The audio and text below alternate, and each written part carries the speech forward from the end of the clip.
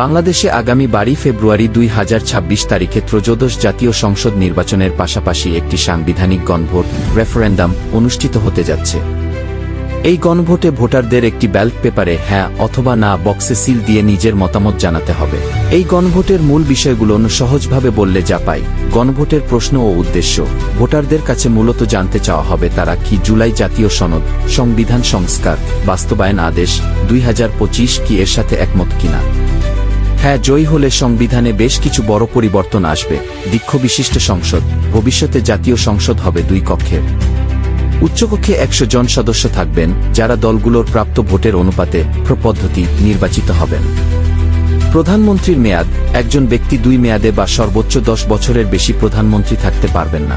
তত্ত্বাবধায়ক সরকার, নির্বাচনকালীন নিরপেক্ষ তত্ত্বাবধায়ক সরকার ব্যবস্থা সংবিধানে স্থায়ীভাবে পুনর্বহাল করা হবে।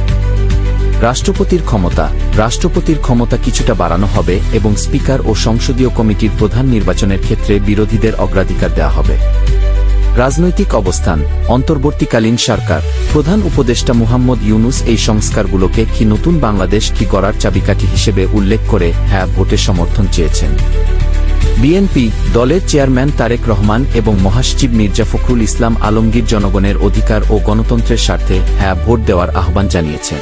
জাতীয় পার্টি দলের চেয়ারম্যান জি.এম. কাদের এই গণভোটে না ভোট দেওয়ার আহ্বান জানিয়েছেন। আপনি ও আপনারা কোনটির পক্ষে হ্যাঁ অথবা না জানিয়ে দিন কমেন্ট বক্সে।